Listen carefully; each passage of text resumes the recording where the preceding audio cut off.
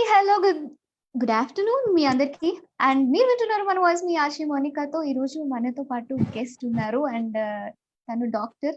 మీకు తెలుసు అందరికీ కూడాను. ఎందుకంటే ముందు మనం అన్ని పోస్టర్ చూసారు కాబట్టి. మాధవీలత గారు డాక్టర్ గైనకాలజిస్ట్ అలాగే న్యూట్రిషన్ స్పెషలిస్ట్.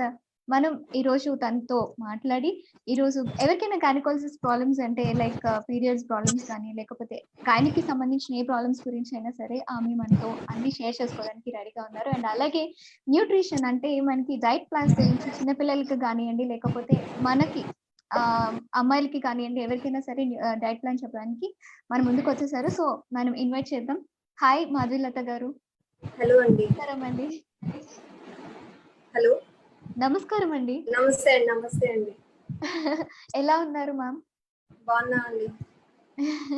సో మ్యామ్ చాలా చెప్పండి మ్యామ్. మీరెలా ఉన్నారు? నేను బాగున్నా మ్యామ్. నేను చాలా బాగున్నా. అంటే ఇప్పటికి చాలా కామన్ ప్రాబ్లమ్స్ చాలా ఉన్నాయి మనం డిస్కస్ చేయడానికి. అండ్ బేసిక్‌గా అమ్మాయిల్లో చాలా వరకు కొన్ని ప్రాబ్లమ్స్ ఉన్నాయి. సో, ఇప్పుడు కొత్తగా పీరియడ్స్ ప్రాబ్లమ్స్ కానీ, అంటే కొత్తగా ఇప్పుడు చిన్న పిల్లల దగ్గర నుంచి చాలా చిన్న వయసులోనే పీరియడ్స్ వచ్చేస్తున్నాయి. అంటే లైక్ ఫస్ట్ మెచ్యూర్ అయిపోతున్నారనమాట. ఎట్ ది ఏజ్ ఆఫ్ 10, 9 ఆ ఏజెస్‌లోనే చాలా మందికి లైక్ స్టార్ట్ అయిపోతున్నాయి పీరియడ్స్. సో, దానికి అసలు ప్రాబ్లమ్ ఏమంటారు? అంటే అంత చిన్న వయసులో పీరియడ్స్ రావడానికి గల ప్రాబ్లమ్స్ ఏంటి? యాక్చువల్‌గా మన ఇండియన్ దీని ప్రకారం అయితే చూసుకుంటే ఏజ్ ఆఫ్ మెనార్కీ అంటే స్టార్ట్ అయ్యేది పీరియడ్ ఏజ్ వచ్చి 11-12 ఇయర్స్ ఉండేది. బట్ ఇప్పుడు వచ్చేటప్పటికి ఆ ఏజ్ అయితే కొంచెంగా తగ్గిపోతుంది. 9 ఇయర్స్, 10 ఇయర్స్ ఇవన్నీ కూడా వచ్చేస్తున్నాయి. Actually it's becoming quite normal now. 9-10 ఇయర్స్‌కే పీపుల్ ఆర్ అటైనింగ్ మెనార్కీ.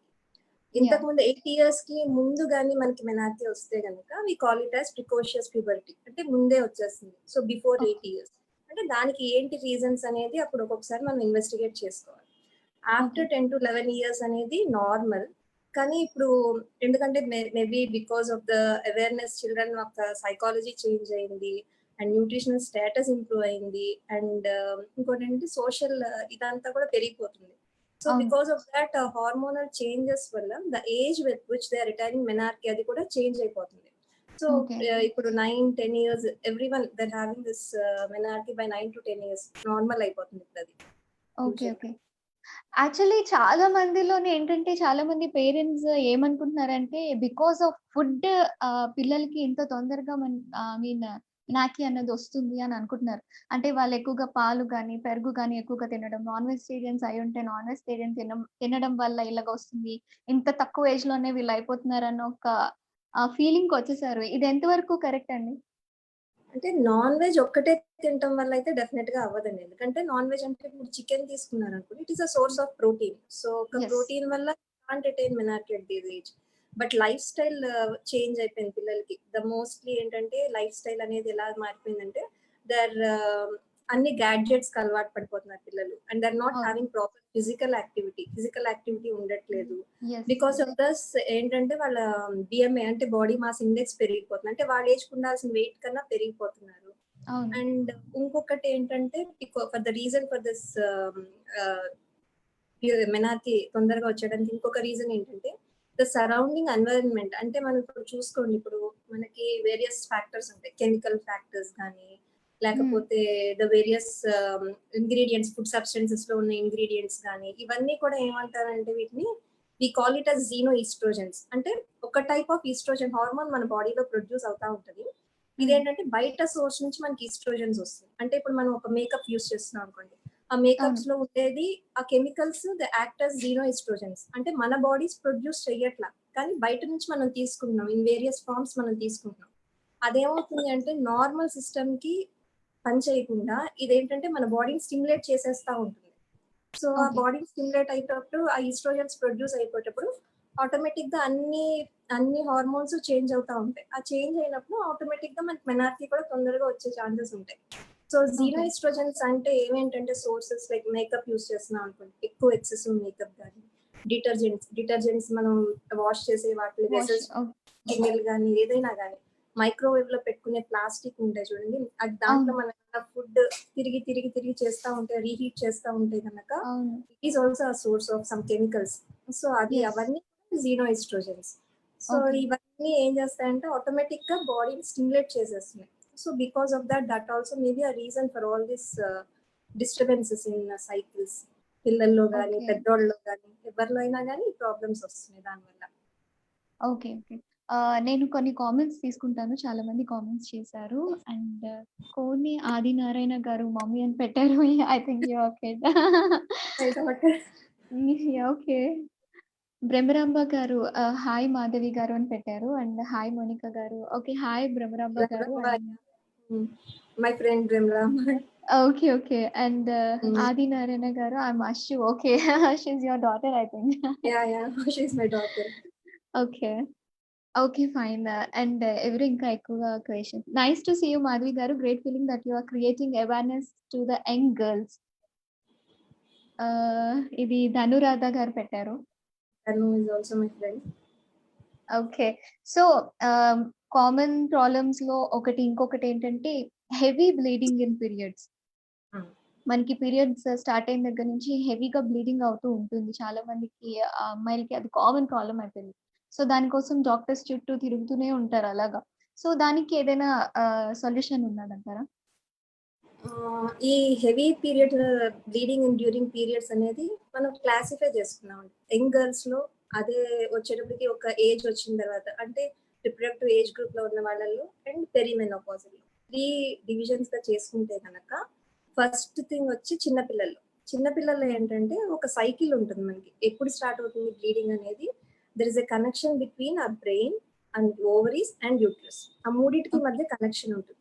అవి హ్మ్. ప్రాపర్‌గా ఫంక్షన్ చేస్తేనే మన పీరియడ్స్ అనేవి రెగ్యులర్‌గా ఉంటాయి. ఓకే. యాక్చువల్‌గా పీరియడ్స్ ఎంత రెగ్యులర్‌గా ఉండేది అనేది it is an index of a female health system. So ఎంత పనిచేస్తుంది అంటే రిప్రొడక్టివ్ సిస్టమ్, ఎండోక్రైన్ సిస్టమ్ ఈ హార్మోన్స్ అన్నీ ఎలా ఫంక్షన్ చేస్తుంది అనేది it is a good index of female health యాక్చువల్‌గా. ఓకే. సో ఇప్పుడు పిల్లల్లో చూసుకున్నాం అనుకోండి, వాళ్ళకి చిన్న పిల్లలుగా ఉండి సడెన్‌గా ఈ పీరియడ్స్ స్టార్ట్ అవుతాయి. అవును. సడెన్‌గా ఉండేటప్పటికి ఆ యాక్సిస్ ఏదైతే మనకు కనెక్షన్ ఉంటుందో బ్రెయిన్‌కి, ఓవరీస్‌కి, యూట్రస్‌కి మధ్యన అదంతా మెచ్యూర్‌గా ఉండదు. సో, హ్మ్. ఇనీషియల్ పీరియడ్స్ వచ్చేటప్పటికి హెవీగానే ఉంటాయి పిల్లల్లో. దానికి మనం పానిక్ అవ్వక్కర్లేదు. మరీ ఓకే. ఎక్కువగా ఉంటే యూ గో కన్సల్టెడ్ డాక్టర్. లేకపోతే గనుక ఇనీషియల్ పీరియడ్స్ అనేది ఎలా ఉంటాయంటే కొంచెం ఇర్రెగ్యులర్‌గా ఉంటాయి. అండ్ హ్మ్. హెవీ బ్లీడింగ్ అవుతా ఉంటది. ఎవ్రీ 10-15 డేస్‌కి వచ్చేయొచ్చు. And they may be bleeding continuously. అప్పుడు కొంచెం ఆ బ్లీడింగ్ తగ్గడానికి టాబ్లెట్స్ ఇస్తే సరిపోతుంది గానీ, ఇంకా మిగిలిన ట్రీట్మెంట్స్‌కైతే వెళ్ళక్కర్లా. ఓకే. బియాండ్ ట్రీట్మెంట్ ఒక్కొక్కసారి ఇంకా ఎక్సెసివ్‌గా బ్లీడ్ అవుతా ఉంటే గనక what you have to do is you have to investigate. అంటే ఏమన్నా బ్లీడింగ్ ప్రాబ్లమ్స్ ఉన్నాయా? Family history of bleeding disorders ఏమన్నా ఉన్నాయా? ఇవన్నీ కూడా ఇవాల్యుయేట్ చేసుకోవాలి. Otherwise okay. చిన్న పిల్లల్లో ఇట్ టేక్స్ అబౌట్ 6-12 మంత్స్ ఇవన్నీ సెటిల్ అవ్వడానికి. సో, ఈ ఓకే. 6-12 మంత్స్‌లో ఎక్స్‌టెన్సివ్‌గా ట్రీట్మెంట్స్ అవసరం లేదు. బట్ హ్మ్. బికాజ్ ఒక్కసారిగా చేంజెస్ వస్తున్నాయి కాబట్టి డైట్ వైస్ మనం కొంచెం కాన్సంట్రేట్ చేయాలి పిల్లల్ని. ఓకే. ఎందుకంటే అంత బ్లీడ్ అయిపోతున్నప్పుడు హెవీగా వాళ్ళకేంటంటే ఐరన్ లాస్ ఉంటుంది. సో, దే అవును. Have to regulate the diet. ఇదే ఫేజ్ ఏంటంటే బాగా గ్రోత్ ఫేజ్ గూడా వాళ్ళకి పిల్లలకి. సో, హ్మ్. అంత మంచి డైట్ ఇవ్వాలి. లైక్ డైరీ ప్రొడక్ట్స్ గానీ, మిల్క్ గానీ, ఎగ్స్ గానీ, చికెన్ గానీ, ప్రోటీన్స్ గానీ హ్మ్. అండ్ ఎనీమియా రాకుండా ఉండటానికి వాళ్ళకి ఐరన్ సప్లిమెంట్స్ గానీ in the form of food ఇస్తే బెటర్ వాళ్ళకి. So, okay. ఇవన్నీ చూసుకొని ఆ టైంలో you have to guide them properly. ఎందుకంటే అవంతా కొత్త గాబట్టి పిల్లలకి అవన్నీ తెలియవు కాబట్టి యూ హావ్ టు అవును. Educate regarding that. And okay. వచ్చేటప్పటికి తర్వాత ఏజ్ వచ్చేటప్పటికి if you're bleeding excessively heavy menstrual bleeding ఉంది అంటే you have certain reasons for that. అవన్నీ చూసుకోవాలి. ఎందుకు వీళ్ళు హెవీగా బ్లీడ్ అవుతున్నారు అని. యూజువల్‌గా వాళ్ళలో ఏం ప్రాబ్లమ్స్ ఉంటాయంటే it can be either a fibroids. Fibroids అంటే గెడ్డల్లాగా వస్తాయి యూట్రస్‌లో. So, okay. It may be one of the reason. లేదంటే యూట్రస్ పక్కన ఓవరీస్ ఉంటాయి కదా! ఓవరీస్‌లో సమ్‌టైమ్స్ సిస్టిక్ చేంజెస్ ఉంటాయి. ఆ సిస్టుల వల్ల ఎక్సెసివ్‌గా బ్లీడ్ అవుతారు. లేదు అంటే ఇట్ క్యాన్ బి ఐదర్ ఇంకో ప్రాబ్లమ్ ఉంటుంది. ఎడినోమయోసిస్ అని. ఆ ఓకే. ప్రాబ్లమ్ కూడా ఎక్కువ బ్లీడ్ అవుతారు. అండ్ ఇంకొకటొచ్చి ఎనీ క్యాన్సర్స్ అలాంటివి కూడా చూసుకోవాలి. విపరీతమైన బ్లీడింగ్ అయిపోతా ఉంటే you have to further investigate for all these malignancies కూడా.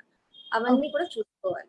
ఆ తర్వాత పెరిమెనోపాజల్ ఏజ్ అంటే ఇది అయిపోయింది. ఒక 45 ఇయర్స్ తర్వాత వచ్చిన తర్వాత యూ విల్ బి మెనోపాజ్ వచ్చేటప్పుడు 54 ఇయర్స్. 52-54 ఇయర్స్. యెస్. ఆ యెస్. ముందు ఇయర్స్ అన్ని కలిపి we call it the perimenopausal age. Okay. ఆ ఏజ్ గ్రూప్‌లో ఏమవుతా ఉంటుందంటే ఎరాటిక్‌గా ఉంటాయి పీరియడ్స్. రెగ్యులర్‌గా రాకపోవచ్చు. హ్మ్. ఒక్కొక్కసారి చాలా గ్యాప్‌తో రావచ్చు. హ్మ్. ఒక్కొక్కసారి ఏంటంటే హెవీగా బ్లీడ్ అయిపోతూ ఉంటారు. సో, వాళ్ళని కూడా ఈ పెరిమెనోపాజల్ ఏజ్ గ్రూప్‌లో గనుక మాలిగ్నెన్సీ ఛాన్సెస్ కూడా ఎక్కువ ఉంటాయి. సో అవి కూడా మనం చూసుకోవాలి. మాలిగ్నెన్సీ అంటే క్యాన్సర్స్ వచ్చే ఛాన్సెస్ కూడా ఉంటాయి కాబట్టి ఓకే. అవన్నీ కూడా మనం రూల్ అవుట్ చేసుకోవాలి. సో ఇవి ఓకే. వేరియస్ రీజన్స్ ని ఇన్వెస్టిగేట్ చేసుకోవాలి మనం. ఓకే. ఓకే. సో, ఇంకొక ప్రాబ్లమ్ ఏంటంటే సేమ్ బ్లీడింగ్ అవుతున్నప్పుడు చాలా మందికి బాగా పెయిన్ వస్తూ ఉంటుంది. Like period pains. చాలా హ్మ్. మంది ఇప్పుడు సఫర్ అవుతున్నారు. అంటే లైక్ పీరియడ్ ఫస్ట్ డే నుంచి ఒక 3 డేస్ వరకు ఆ పెయిన్ అలా కంటిన్యూ అవుతూనే ఉంటుంది. హ్మ్. దానికోసం పెయిన్స్‌కి టాబ్లెట్స్ ఎవరు ఎక్కువగా చాలా మంది లైక్ టాబ్లెట్స్‌కి వెళ్ళిపోతారు. చాలా మంది టాబ్లెట్స్ వాడకూడదు, పెయిన్ కిల్లర్స్ వాడకూడదు అని చాలా అంటే కంట్రోల్ అయిపోయి ఆ పెయిన్‌ని వాళ్ళే భరించి డాక్టర్స్ దగ్గరికి వెళ్ళకుండా ఇంట్లోనే అలా ఉండిపోతా ఉంటారు. ఏవో హోమ్ రెమెడీస్ చేసుకుంటా. హ్మ్. సో, ఇది ఎంత వరకు కరెక్ట్? యాక్చువల్‌గా పెయిన్ అనేది 2 టైప్స్ చెప్తానండి. ఈ పెయిన్ హ్మ్. పీరియడ్స్‌లో పెయిన్‌ని we call it as dysmenorrhoea. ఆ పెయిన్‌ని హ్మ్. డిస్మెనోరియా అంటాం. దట్ ఈస్ కాల్డ్ ప్రైమరీ అంటే ఏ రీజన్ లేకుండా మన పీరియడ్ స్టార్ట్ అయిన స్టార్టింగ్ నుంచి పెయిన్ ఉంటది. దాన్ని we call it as primary dysmenorrhoea. Okay. Secondary dysmenorrhoea అని ఇంకొకటి ఉంటుంది. సెకండరీ డిస్మెనోరియా అంటే ఫస్ట్ ఇనీషియల్ పీరియడ్స్ అంతా నార్మల్ గానే ఉంటాయి. పీరియడ్స్‌లో పెయిన్ ఉండదు, ఏముండదు. కానీ after certain period of time you start having this pain. విపరీతమైన పెయిన్ వచ్చేస్తా ఉంటుంది. సో హ్మ్. సెకండరీ డిస్మెనోరియాకి కాజెస్ ఉంటాయి. అవి ఇన్వెస్టిగేట్ చేసుకోవాలి. ప్రైమరీ డిస్మెనోరియాకి యాక్చువల్‌గా పెద్దగా కాజెస్ అయితే ఏముండవు. అదేంటంటే ఐదర్ జెనెటిక్‌గా కూడా రావచ్చు. అంటే మదర్‌కి పెయిన్ ఉంటే పిల్లలకి పెయిన్ రావటం. And your pain tolerance levels అంటే సెన్సిటివిటీ అందరి సెన్సిటివిటీ ఒకలా ఉండదు కదండీ. సో అవును. Different people have different sensitivities. ఆ సెన్సిటివిటీ బట్టి ఉంటుంది. And sometimes some neurological factors ఉండొచ్చు. సో ఇవన్నీ చూసుకోవాలి మనం. ఈ ఓకే. ప్రైమరీ డిస్మెనోరియా అనేది పిల్లల్లో ఎక్కువొస్తది. చాలా మందేంటంటే పాపం బాగా బాధపడిపోతా ఉంటారు. స్కూలుకి వెళ్ళకుండా ఉంటారు. అవును. ఆళ్ళి ఇంకొక మిస్‌కాన్సెప్ట్ ఏంటంటే దీంట్లో పిల్లలందరూ ఒక ఐడియాకొచ్చేస్తారు. వాళ్ళే కూర్చొని డిస్కస్ చేసుకుంటారు. మనం మెడిసిన్స్ తీసుకోకూడదు. మెడిసిన్స్ తీసుకుంటే it effects on the uterus తర్వాత ప్రాబ్లమ్స్ వస్తాయని. కానీ అది నిజంగా అదంతా అది కాన్సెప్ట్ తప్పు. వాళ్ళు తీసుకోవచ్చు. అంత పెయిన్ సఫర్ అవ్వక్కర్ల. ఎందుకంటే ఆటోమేటిక్‌గా అవి తగ్గిపోతా ఉంటాయి. After certain period of yeah! Time primary dysmenorrhoea అనేది తగ్గిపోతుంది. యాహ్! ఆ టైంలో డైట్ గురించి కూడా వాళ్ళు ఫోకస్ చేయాలి. ఆ యెస్. టైంలో అంత పెయిన్ వచ్చేటప్పుడు ఏంటంటే నేచురల్ రెమెడీస్ లైక్ ఏంటంటే ఎక్కువ స్పైసీ ఫుడ్ తీసుకోకుండా they have to get dehydrate అవ్వకుండా ఎక్కువ వాటర్ తీసుకోవటం, స్పైసీ ఫుడ్‌ని అవాయిడ్ చేయటం. అండ్ ఇంకొకటి ఏంటంటే లైక్ సమ్ కాల్షియం. కాల్షియం అంటే మిల్క్, డైరీ ప్రొడక్ట్స్ ఇవ్వచ్చు వాళ్ళలో. ఎందుకంటే ఓకే. అది దో ఇట్స్ నాట్ ప్రూవెన్ అది కాల్షియం కూడా దానికి కొంచెం బెనిఫిట్ ఉంటుంది పెయిన్‌లో. అండ్ పెయిన్ అంత టాలరేట్ చేయాల్సిన పని లేదు. They can take some medicines. అది ఎందుకంటే టెంపరరీగానే ఉంటది పెయిన్ యాక్చువల్‌గా. యాహ్! ఆఫ్టర్ 24-36 అవర్స్ తగ్గిపోతుంది ఆ పెయిన్. దాన్ని అవును. ప్రైమరీ డిస్మెనోరియా అంటాం.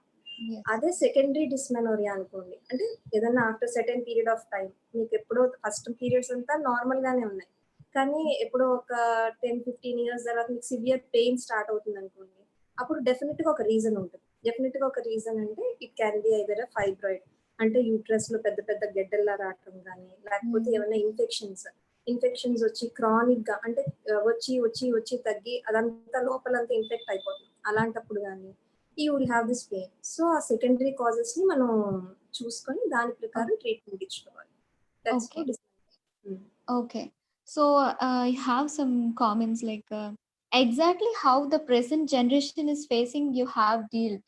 ఐ మీన్ మీరు ఏదైతే అంటే యంగర్ జనరేషన్ వాళ్ళని మీరు డీల్ చేసి ఉంటారు కదా! లైక్ ఇప్పుడు కొత్తగా వాళ్ళు అంటే ఎలా ఉన్నది ప్రెజెంట్ జనరేషన్ అంతా కూడానా అని అడుగుతున్నారు ధనురాధ గారు. ప్రెజెంట్ జనరేషన్ అంటే because they are having this problems అండి. ఇప్పుడు ఎర్లీ మెనార్కీ వచ్చేస్తుంది వాళ్ళలో. So, we have to deal with them very sensitively. ఎందుకంటే వాళ్ళకేమి తెలియనితనం because previously at 12-13 years enough maturity వచ్చేది పిల్లలకి. బట్ అట్ 9-10 ఇయర్స్ అంటే చాలా చిన్న పిల్లలు. How to yes. Handle the situation అనేది తెలీదు. తెలియదు. And they go to school like that. How to have this personal hygiene అనేది కూడా చాలా ఇంపార్టెంట్. అది కూడా పిల్లలకి మనం నేర్పించాలి. ఎందుకంటే ఇట్స్ వెరీ ఇంపార్టెంట్. వాళ్ళు బయటికెళ్తున్నారు. ఎలా హ్యాండిల్ చేయాలి సిట్యుయేషన్. ఈ టైంలో ప్రాబ్లమ్స్ వచ్చి ఎక్సెసివ్ బ్లీడింగ్ అయితే హౌ టు అప్రోచ్ ఎనీవన్.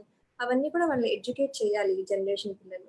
ఇంకొకటేంటంటే బేసిక్‌గా ఇప్పుడు ప్రాబ్లమ్ వచ్చి చాలా మందికి ఇప్పుడు పాలిసిస్టిక్ ఓవరీస్ అనేది కామన్ ప్రాబ్లమ్ అయిపోయింది. If you yes. Are seeing if you are seeing any patient, almost 60-70% they come with polycystic ovaries. So, ఈ యెస్. పాలిసిస్టిక్ ఓవరీస్ ఎందుకొస్తుంది అనేది కూడా వి హావ్ టు నో. ఎందుకంటే ఇప్పుడు బేసిక్ ప్రాబ్లమ్ వచ్చి చాలా మంది పిల్లల్లో వచ్చేది పాలిసిస్టిక్ ఓవరీస్. So, yes. దాని గురించి కూడా I think we can discuss about that. Yes, yes. And how to get through the monopause stage when we crossed 40? Dhanuradha గారు అడుగుతున్నారు. ఓకే.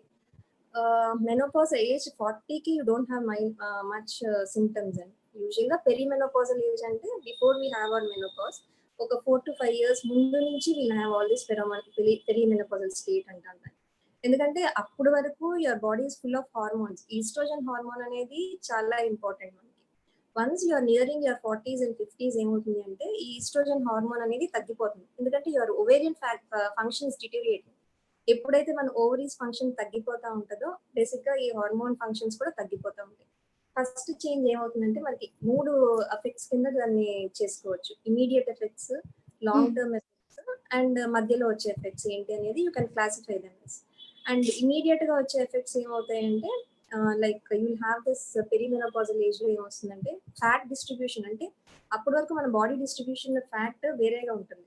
అంటే కింద థైస్ దగ్గర అలా ఉండొచ్చు. కానీ వన్స్ పెరిమెనోపాజల్ ఏజ్ లో ఈస్ట్రోజన్ ఎప్పుడైతే తగ్గిపోతుందో అదేమవుతుందంటే అబ్డామిన్ దగ్గర అంటే పొట్ట చుట్టూ నడుము దగ్గర ఎక్కువ ఫ్యాట్ ఎక్కువైపోతుంది. సో ఆ అబ్డామిన్ దగ్గర ఫ్యాట్ ఇంక్రీజ్ అవుతుంది. సో ఫ్యాట్ డిస్ట్రిబ్యూషన్ చేంజ్ అవుతుంది. దాని వల్ల చేంజెస్ ఏంటంటే ఫ్యాట్ డిస్ట్రిబ్యూషన్ ఎప్పుడైతే మారుతా ఉంటుందో will have problems like heart మీద ఎఫెక్ట్ ఉంటుంది, మన ఆర్టరీస్ మీద ఎఫెక్ట్ ఉంటుంది. అండ్ ఇంకొకటి ఏంటంటే ఇమీడియట్ ఎఫెక్ట్స్ ఏంటంటే పెరిమెనోపాజల్ ఏజ్ లో వచ్చేవి హాట్ ఫ్లషెస్, నైట్ స్వెట్స్. అవి చాలా కొంతమందికి చాలా విపరీతంగా ఉంటాయి. ఎందుకంటే వెరీ డిస్ట్రెసింగ్ థింగ్ ఫర్ దెమ్. ఏంటంటే సడన్ గా పడుకొని ఉంటారు, ఏసీ ఆన్ లో ఉంటుంది, ఫ్యాన్ ఆన్ లో ఉంటుంది, అన్ని ఆన్ లోనే ఉంటాయి. కానీ they will be sweating excessively. ఒళ్ళంతా చెమటలు పట్టేసి సడన్ గా పొగలు వచ్చేస్తున్నట్టు అనిపిస్తుంది. So to come over this stage is quite difficult, but they can try for natural రెమెడీస్కి వెళ్ళొచ్చు. అండ్ డైట్ ఆల్టరేషన్ చేసుకోవాలి. లైక్ స్పైసీ ఫుడ్స్ ని, హెవీ ఫ్యాట్ ఉన్న ఇవన్నీ తగ్గించుకొని go to normal diets which are rich in vegetables. ఇవన్నీ కూడా తీసుకుంటే it will be better. And తర్వాత లాంగ్ టర్మ్ ఎఫెక్ట్స్ వచ్చేటప్పటికి మెనోపాజ్ వచ్చేటప్పటికి లాంగ్ టర్మ్ ఎఫెక్ట్స్ ఉంటాయి. లాంగ్ టర్మ్ ఎఫెక్ట్స్ అనేది హార్ట్ మీద effects and chances of bones అన్నిట్లో కూడా స్ట్రెంగ్త్ ఉండదు. సో ఫ్రాక్చర్ రిస్క్స్ ఎక్కువ ఉంటాయి. ఫ్రాక్చర్ రిస్క్స్ వచ్చినప్పుడు ఇవన్నిటికీ మనం కాల్షియం సప్లిమెంటేషన్ కానీ, వైటమిన్ డి సప్లిమెంటేషన్ కానీ. వైటమిన్ డి సప్లిమెంటేషన్ అంటే సప్లిమెంట్స్ రూపంలో తీసుకోకర్లేదు. You can either go and stand out, sun లో నించున్నాం అనుకోండి అట్లీస్ట్ 10 minutes per day. అది కూడా it's gives you enough vitamin D. So ఇవన్నీ జాగ్రత్తలు తీసుకుంటే సరిపోతుంది. ఓకే. సో ఓకే, కొన్ని కామెంట్స్ వచ్చినాయి, ఒకసారి చదువుతాను మొత్తం అన్ని. అండ్ హాయ్ మాధవి గారు అండ్ మోనిక గారు. సురేఖ గారు ఎలా ఉన్నారు మీరు? నైస్ టు కమ్ యువర్ లైవ్‌కి వచ్చినందుకు చాలా థాంక్స్ సురేఖ గారు. And great live show in మన వాయిస్. చాలా ప్రాబ్లమ్స్‌కి సొల్యూషన్ దొరుకుతున్నాయి. వుమెన్స్‌కి great job. Thank you Bhaskar గారు. Thank you very much. And great mom. Okay. మీ కిడ్ మిమ్మల్ని గ్రేట్ అంటున్నారు. And okay. Wow! This is very much essential to all now. Yes. Okay. And next menopause. Okay. Menopause age కరెక్ట్‌గా ఏ age నుంచి అనుకోవచ్చు? What changes we can recognise Madhavi గారు అని బ్రహ్మరాంబ గారు అడుగుతున్నారు. Already yes she told now. ఇప్పుడే చెప్పారు దాని గురించి. అండ్ ఐ థింక్ మీరు వినే ఉంటారు. మీ క్వెషన్‌కి ఆన్సర్ దొరికిందని అనుకుంటున్నాను బ్రహ్మరాంబ గారు. అండ్ గుడ్ ఆఫ్టర్‌నూన్ అందరికీ. Good explanation. Thank you. And okay. So next question is yes మీరు ఇందాకలా మనం మాట్లాడుకునేటప్పుడు మధ్యలో ఒకసారి మనం పాలిస్టిక్ ఓవరీస్ గురించి మనం మాట్లాడుకున్నాం. సో పీసీఓఎస్ అండ్ పీసీఓడి అనేది ఇప్పట్లో చాలా మందికి సీరియస్‌లీ అందరికీ ఇప్పుడు కామన్ ప్రాబ్లమ్ అమ్మాయిలకి. సో 60-70% ఆఫ్ అమ్మాయిలు చాలా ప్రాబ్లమ్ ఫేస్ చేస్తున్నారు. లైక్ కొంతమంది ఏంటంటే మ్యారేజెస్ కానీ లేకపోతే వాటి గురించి కానీ ఆలోచించాల్సొస్తుంది. సో మ్యారేజ్ అయిన తర్వాత కూడా ఇలాంటి ప్రాబ్లమ్స్ అలా కంటిన్యూ అయ్యి ఒక 5 ఇయర్స్ అయినా, 6 ఇయర్స్ అయినా వాళ్ళకి పిల్లలు లేకుండా ఉండడం ఇలాంటివన్నీ జరుగుతున్నాయి. సో వాళ్ళకి ఎలాంటి జాగ్రత్తలు తీసుకోవచ్చు? అండ్ ఏంటి అసల ట్రీట్మెంట్ ఉంటుంది దీని గురించి? ఓకే. పాలిసిస్టిక్ ఓవరీస్ అనేది it's not only related to periods. ఎందుకంటే దీనిలో లాంగ్ టర్మ్ ఎఫెక్ట్స్ కూడా చాలానే ఉంటాయి. ఆ పాలిసిస్టిక్ ఓవరీస్ ఇక్కడ పీరియడ్స్ తో ఎండ్ అయిపోతుంది. ఎందుకంటే it is syndrome. So it's ultimately resulting in either heart problems వస్తాయి అండ్ ఇంక్రీజ్డ్ షుగర్ లెవెల్స్ వస్తాయి అండ్ ఇన్ఫర్టిలిటీ ప్రాబ్లమ్స్ వస్తాయి అండ్ బ్లీడింగ్ డిజార్డర్స్. అన్నిటి వల్ల సైకలాజికల్ గా కూడా పీపుల్ చాలా ఎఫెక్ట్ అవుతున్నారు దీని వల్ల. సో పాలిసిస్టిక్ ఓవరీస్ అనేది ద ఎగ్జాక్ట్ రీజన్ ఎందుకంటే basically because of the lifestyle changes. Whatever yes. Lifestyle adapting now దానివల్ల ఈ పాలిసిస్టిక్ ఓవరీస్ ఇన్సిడెన్స్ అనేది పెరిగిపోతుంది. సో ఈ యెస్. పాలిసిస్టిక్ ఓవరీస్ ఏంటంటే బేసికల్ గా ఏం ప్రాబ్లమ్స్ ఉంటాయంటే they will stop irregular cycles. అంటే కరెక్ట్ గా అసలు నార్మల్ సైకిల్ లెంత్ తెలుసుకోవాలి పీపుల్ ఫస్ట్. ఎందుకంటే నార్మల్ పీపుల్ ఎందుకంటే కొంతమంది వస్తారు మా పీరియడ్స్ రావట్లేదండి, ఎగ్జాక్ట్ డాట్ టు డాట్ రావట్లేదు, so this is a problem, I wanted to get my periods on time. Exact date to date రావక్కర్లా పీరియడ్స్ అంటే. నార్మల్ సైకిల్ అనేది ఎప్పుడంటే when you say that it is a normal cycle అంటే based on 4 criteria you tell it's a normal cycle. Okay. First thing అంటే the length of the cycle. The length of the cycle వచ్చి 24 to 35 days అంటే it is a normal cycle. దాని గురించి okay. Worry అవ్వక్కర్లా, it's a normal cycle. ఇంకొకటి అంటే the amount of bleeding. The amount of bleeding ఏంటంటే ఇంతకుముందు చెప్పేవారు 80 ml కన్నా ఎక్కువ, like you're wetting 2 to 3 pads for every 2 hours అనేది. If it's more than that it is disturbing your quality of life అంటే that is excessive bleeding. Okay. Okay. And the other one is how many days you are having this bleeding. అంటే 8 days 7 to 8 days is normal bleeding. Beyond that greater than 38 days కి ఇంకా bleeding వెళ్తుంది. ఎక్కువ కాకపోయినా if it's continuing అది కూడా abnormal cycle. And ఇంకొకటి ఏంటంటే how frequent you're getting your cycles regularly. అంటే ఒక 2 months 24 to 35 days వచ్చేస్తాయి, ఇంకొక కొన్ని రోజులు 60 to 80 days కి వెళ్ళిపోతున్నాయి cycles. So that is normal, not a normal cycle. So ఇది నార్మల్ కింద మనం కన్సిడర్ చేసుకుంటే ఎనీథింగ్ అవే ఫ్రమ్ దిస్ అంటే ఇవి కాకుండా anything away from this is called as an abnormal cycle. So okay. ఇప్పుడు ఏమవుతుందంటే ఈ పీసీఓడి ఏమవుతుందంటే they have this irregular cycles. అంటే అవి కరెక్ట్ గా రావు. యూజువల్ గా వాళ్ళకి ఎలా వస్తాయంటే 60 to 90 days అలా ఉంటుంది హ్మ్. Cycle length. Yes. Sometimes more than that. Okay. And sometimes more than that. And వాళ్ళలో ఏంటంటే అన్వాంటెడ్ హెయిర్ ప్రాబ్లమ్స్ ఎక్కువ ఉంటాయి. హ్మ్. ఓకే. బికాస్ ఎందుకంటే హార్మోన్స్ అన్ని డిస్టర్బ్ అయిపోతూ ఉంటాయి. హార్మోన్స్ ఏంటంటే మన జనరల్ గా ఫీమేల్స్ లో ఉండేది ఈస్ట్రోజన్ హార్మోన్. కానీ ఇప్పుడు ఏంటి పీసీఓడి ఎక్కువ అయ్యే కొద్దీ ఏమవుతుందంటే ఫీమేల్ హార్మోన్స్ బదులుగా మేల్ హార్మోన్స్ కూడా పెరిగిపోతా ఉంటాయి. సో టెస్టోస్టిరాన్ ఇలాంటివన్నీ కూడా పెరుగుతూ ఉంటాయి. దానివల్ల ఏమవుతుంది అంటే అన్వాంటెడ్ హెయిర్ ఆన్ ఫేస్ కానీ, unwanted hair on the remaining parts of the body కానీ ఇవన్నీ పెరిగిపోతా ఉంటాయి. సో హ్మ్. అదొకటి. దీనివల్ల ఏంటంటే ఇర్రెగ్యులర్ ఎప్పుడైతే మీ పీరియడ్స్ ఇర్రెగ్యులర్ గా ఉన్నాయో ఎగ్ రిలీజ్ అనేది ఎవ్రీ 14th డే కానీ 15th డే కానీ జరుగుతుంది నేను normal cycle. Yes. Yes. But వీళ్ళకి ఎప్పుడు అవుతుంది అనేది మనం చెప్పలేం. ఇట్ మే హ్మ్. Take some time. ఎప్పుడు అవుతుంది అనేది ఎగ్జాక్ట్ గా మనం ప్లాన్ చేసుకోలేం. ఎందుకంటే పీరియడ్స్ దీని వల్ల ఏంటంటే ప్రెగ్నెన్సీ ప్రాబ్లమ్స్ వస్తాయి, ఇన్ఫర్టిలిటీ ప్రాబ్లమ్స్. So yes. దానికి మళ్ళీ మానిటరింగ్, మనం దానికి మళ్ళీ మెడిసిన్స్ ఇవ్వాలి, ఇవన్నీ చూసుకోవాలి. సో అదొకటి. అండ్ దెన్ ఇప్పుడు ఏమవుతుంది అంటే మనం కంటిన్యూస్ గా మన బాడీ రెస్పాండ్ అయిపోతుంది హార్మోన్స్ లోపల, ఈస్ట్రోజన్ హార్మోన్స్ కి. హ్మ్. అది ఎందుకంటే మనకి పీరియడ్స్ వస్తే అవంతా షెడ్ అయిపోతుంది లోపల లైనింగ్ అంతా, యూట్రస్ లోపల లైనింగ్ అంతా బయటకు వచ్చేస్తుంది. బట్ ఇక్కడ యెస్. అలా అవ్వట్లా. సో ఏమవుతుందంటే లోపల యూట్రస్ లోపల లైనింగ్ కంటిన్యూస్ గా మల్టిప్లై అవుతా ఉంది. హ్మ్. దానివల్ల ఏంటంటే యూట్రస్ లోపల లైనింగ్ బాగా థిక్ గా అయిపోతుంది. అలాగే మనం వదిలేసామండి. ఎందుకంటే కొంతమంది ఎలా ఉంటారంటే ఎప్పుడు వస్తే అప్పుడు రానియండి పీరియడ్ పర్వాలేదు అనుకుంటారు. చాలా మంది 6 to 7 months అయినా కానీ దాన్ని పట్టించుకోరు. బట్ హ్మ్. అలా జరగకూడదు. ఎందుకంటే అది అలా కంటిన్యూస్ గా మల్టిప్లై అయిపోతుంది అంటే ఫైనల్ గా అది ఏమవుతుందంటే ఇట్ బికమ్స్ థిక్ ఎండ్. ఆ లైన్ థిక్ ఎండ్ అయిపోయి దాన్ని ఎండోమెట్రియల్ హైపర్ప్లేషియా అంటాం. ఓకే. అది ఒక్క ఆ స్టేజ్ కి వచ్చింది అంటే beyond that you will get this endometrial carcinoma అంటే క్యాన్సర్ కింద మారిపోతుంది. So okay. ఎప్పుడు కూడా you don't leave your periods like that. 60 to 90 days వరకు వెయిట్ చేయొద్దు. 45 days 50 days వెయిట్ చేయండి. If you are not getting your periods final గా ఏం చేయాలంటే విత్డ్రాల్ బ్లీడింగ్ అంటే మెడిసిన్స్ తీసుకోండి. అట్లీస్ట్ వాట్ ఎవర్ లైనింగ్ అప్పటి వరకు తయారైందో అది బయటకు వచ్చేయడానికి మెడిసిన్స్ తీసుకోండి. దానివల్ల యెస్. మీకు ఫ్యూచర్ లో ప్రాబ్లమ్స్ రాకుండా ఉంటాయి. And yes. దీనికి పీసీఓడికి మెయిన్ మేనేజ్మెంట్ ఏంటంటే హెల్దీ లైఫ్ స్టైల్ ఒకటి, హెల్దీ డైట్ ఒకటి. ఈ రెండు చాలా important PCOD. Rather than yes. Going for medicines and continuously depending on medicines, me life style ని మార్చుకోండి. మీ లైఫ్ స్టైల్ మార్చుకొని మంచి డైట్ తీసుకోండి. So that it will help you. ఎందుకంటే ఇది ఒక రోజు 2 రోజులతో అయిపోయేది కాదు, లైఫ్ లాంగ్ ఉండే ప్రాబ్లం. సో ఎప్పుడైతే యెస్. మీరు మార్చుకుంటారో అల్టిమేట్ గా you will get good results with that. Okay. So, okay. ఇంకా కొన్ని కామెంట్స్ వచ్చినాయి చదువుతాను. And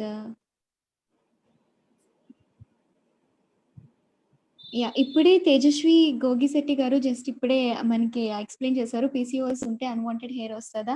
please explain about that madam అని చెప్పారు. సో, ఇప్పుడే మేడమ్ దాన్ని ఎక్స్‌ప్లెయిన్ చేశారు. Yes. And when can we know what supplements to take? Surekha garu అడుగుతున్నారు. వెన్ అంటే దేని గురించి అడిగారు సురేఖ గారు అర్థం కాలేదు.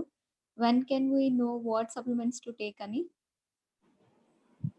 Okay. And exactly okay. Fine. And కొన్ని చదివేసాం. ఓకే. సో, నెక్స్ట్ ఈజ్ చాలా మందికి పీఎంఎస్. పీఎంఎస్ గురించి మనం మాట్లాడుకోవాలి. చాలా మందికి అది కామన్ ప్రాబ్లమ్ ఉన్నది. సో, దాని గురించి మీరు ఏం చెప్తారు? పీఎంఎస్ అనేది. యాక్చువల్‌గా పీఎంఎస్ అంటే ప్రీ మెన్‌స్ట్రువల్ సిండ్రోమ్ అంటారు. ప్రీ మెన్‌స్ట్రువల్ సిండ్రోమ్ అంటే చాలా మంది బయటికి చెప్పరు. కానీ ద బేసిక్ ప్రాబ్లమ్ చాలా మంది ఫేస్ చేస్తా ఉంటారు ఈ పీఎంఎస్. ఏమవుతుందంటే పీరియడ్ స్టార్ట్ అయినప్పుడు బానే ఉంటుంది. బట్ ఎండింగ్‌కొచ్చేటప్పటికి అంటే just before next period start అయ్యే ముందు they will have some symptoms అవి. ఎందుకంటే కొంతమందికి మైల్డ్‌గానే ఉండొచ్చు. కానీ కొంతమందికి చాలా సివియర్‌గా ఉంటాయి. That is called pre menstrual syndrome. Mild symptoms అనేవి ఎలా ఉంటాయంటే జస్ట్ బ్రెస్ట్ టెండర్‌నెస్ అంటే పట్టుకోగానే బ్రెస్ట్‌లో పెయిన్ వస్తా ఉంటుంది. That is one thing. And the other one is bloating sensation. Bloating అంటే మనమే కొంచెం ఒళ్ళంతా పొంగిపోయినట్టు మనకి మనం హెవీగా అనిపిస్తా ఉంటాం. అది మైల్డ్ సింప్టమ్. ఇంకొకటేంటంటే హెడ్‌ఏక్ వస్తుంది. కొంతమందికేంటంటే విపరీతమైన పీఎంఎస్ వస్తుంది. ఏంటంటే పీరియడ్ వచ్చే ముందు విపరీతమైన కోపం, టెన్షన్, ఒకలాంటి డిప్రెషన్ ఇలా సైకలాజికల్ ఇన్వాల్వ్‌మెంట్ కూడా ఉంటుంది. అరుస్తా మూడ్ ఉంటారు. స్వింగ్స్ ఎక్కువగా. యాహ్! మూడ్ మూడ్ స్వింగ్స్ చాలా ఎక్కువుంటాయి. డిప్రెషన్ ఉంటుంది. కొంచెం సైకిక్‌గా బిహేవ్ చేస్తారు. సో, ఇవన్నీ కూడా పీఎంఎస్ సింప్టమ్స్ అంటారు. అంటే దాని ఓకే. డిగ్రీ బట్టి ఉంటుంది. మైల్డ్, మోడరేట్, సివియర్ అని. ఇది హ్మ్. యూజువల్‌గా ఎందుకవుతుంది అంటే, మన బాడీలో బేసిక్‌గా ఫీమేల్ హార్మోన్స్ అనేవి 2 అండి. ఒకటి ఈస్ట్రోజన్, ఇంకొకటి ప్రొజెస్ట్రాన్. ఈ ప్రొజెస్ట్రాన్ హార్మోన్ వల్లే యాక్చువల్‌గా ఈ పీఎంఎస్‌లు ఇవన్నీ ఉంటాయి. సో, చాలా మందికి ఏం చేస్తారంటే, ఈ పీఎంఎస్‌కి ఫస్ట్ థింగ్ వచ్చి బెటర్ థింగ్ వచ్చి సైకలాజికల్‌గా మనం మెడిటేషన్ గాని, లేకపోతే యోగా గాని ఇలాంటివన్నీ చేసుకుంటే మనకి కొంచెం వరకు రిలీఫ్ ఉంటుంది. So, yes. మనం డీవియేట్ చేసుకోవాలి. అన్నిటికి ఫస్ట్ ఇనీషియల్‌గా మెడిసిన్స్‌కెళ్ళము. ఫస్ట్ ఇనీషియల్‌గా ఏం చేస్తామంటే విల్ ట్రై నేచురల్ రెమెడీస్. ఇవన్నీ ఫస్ట్ ట్రై చేసుకోవాలి. ట్రై చేసుకొని ఇట్స్ నాట్ అది తగ్గట్లేదు మనకి అనుకుంటే you consult a doctor and then they will give you some medicines. దానికి కొన్ని మెడిసిన్స్ ఉంటాయి. ఈ ఓవ్యులేషన్ సప్రెస్ చేయడానికి కానీ, లేకపోతే కొన్ని సెరోటోనిన్ రీఅప్టేక్ ఇన్హిబిటార్స్ అని కొన్ని మెడిసిన్స్ ఉంటాయి. అవి స్టార్ట్ చేసుకుంటాం. ఒక డైరీ ఓకే. మెయింటైన్ చేసుకోవాలి పీఎంఎస్ సింప్టమ్స్‌తో. మనం నిజంగా ఇవి 3 మంత్స్ వరకు ఈ సింప్టమ్స్ ఉన్నాయి, ఇలాగే ఉన్నాయి. అండ్ ప్రతి 3 మంత్స్‌కి ప్రతి పీరియడ్ స్టార్టింగ్‌లో ఇవి ఉన్నాయి అనుకుంటే you maintain a diary. And first natural remedies try చేయండి. Then if it's not subsiding then go for the further treatment. Okay. So, yes. And viewers అందరూ కూడా మీరు చూస్తున్నారు కదా లైవ్‌ని. So, please share this live and also మీకు problems ఏమైనా ఉంటే వాటిని కామెంట్ చేయండి. సో, దీనివల్ల మీరు చాలా వరకు మీ సమస్యల నుంచి పరిష్కారం పొందుతారు. And yes. Now coming to ఆహ్, క్యాన్సర్. చాలా మందికి అంటే మ్యామ్ మీ ఓకే. స్ట్రక్ అయింది ఒక్కసారి. Okay. Fine. Now it's fine. Okay. Yes. చాలా మందికి లేడీస్‌కి క్యాన్సర్ అనేది వస్తూ ఉన్నదిప్పుడు. లైక్ బ్రెస్ట్ క్యాన్సర్ కానియండి, లేకపోతే some other types of cancers వస్తున్నాయి. సో, దాన్ని మనం ముందుగానే ఎలాగా అంటే మనకి ఎలా తెలుస్తుంది? దానికేమైనా స్క్రీనింగ్ ప్రాసెస్ ఏమైనా ఉంటుందా? సో, ఎప్పుడు తెలుసుకోవాలి? ఎలాంటి పరిస్థితుల్లో ఇలాంటివి బయటికి వస్తూ ఉంటాయి? చాలా మందికి ఏంటంటే అనుమానమే ఎక్కువ ఉంటుంది గానీ, అందులో ఉంటుందో లేదో అన్నది కూడా చాలా వరకు తెలియదు. సో, దీని గురించి మీరేం చెప్తారు? ఓకే. ఫస్ట్ నార్మల్‌గా ఫీమేల్స్‌లో వచ్చే క్యాన్సర్స్ 4 కింద క్లాసిఫై చేసుకుంటే గనక it can be either breast cancer గానీ, నార్మల్‌గా వచ్చే క్యాన్సర్స్ చెప్తున్నాను. బ్రెస్ట్ క్యాన్సర్ గానీ, లేకపోతే సర్వికల్ క్యాన్సర్ గానీ, సర్విక్స్ అంటే ద యూట్రస్ ఓపెనింగ్ తీసుకోవాలి cervix. Cervical cancer most common in India. మనకి మోస్ట్ కామన్‌గా వచ్చేది సర్వికల్ క్యాన్సర్. ఇంకొకటి ఎండోమెట్రియల్ క్యాన్సర్. ఎండోమెట్రియల్ క్యాన్సర్ అంటే యూట్రస్ ఉంటుంది కదా! Uterus hmm. లైనింగ్‌లో వచ్చే cancer we call it as endometrial cancer. Hmm. ఇంకొకటి ఓవేరియన్ క్యాన్సర్. ఈ 4 క్యాన్సర్స్ మనకి మోస్ట్ కామన్‌గా వచ్చేవి ఫీమేల్స్‌లో. So, first thing step wise discuss చేసుకుంటే సర్వైకల్ స్క్రీనింగ్. సర్వైకల్ స్క్రీనింగ్ అనేది సర్విక్స్ అంటే ఓపెనింగ్ ఆఫ్ ద యూట్రస్ అని చెప్పాను కదండీ! హ్మ్. అది ఎందుకొస్తుంది అంటే one thing is either poor personal hygiene అంటే పర్సనల్ హైజీన్ ప్రాపర్‌గా లేకపోయినా, లేకపోతే మల్టిపుల్ సెక్షువల్ పార్ట్నర్స్ ఉన్నా, సో, వీళ్ళందరిలో కామన్‌గా వస్తుంది సర్వైకల్ క్యాన్సర్. సో, సర్వైకల్ క్యాన్సర్‌కి we have lot of screening programmes.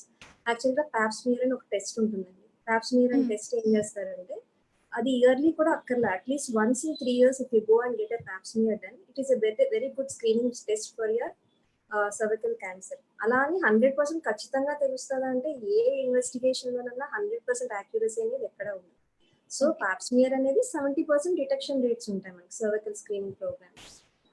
Cervical screening అంటే ఆ సెల్స్ ని పంపించి ఏమైనా చేంజెస్ ఉన్నాయా లేదా అంటే ప్రీ క్యాన్సరస్ చేంజెస్ అనేవి మనకి కనిపిస్తాయి.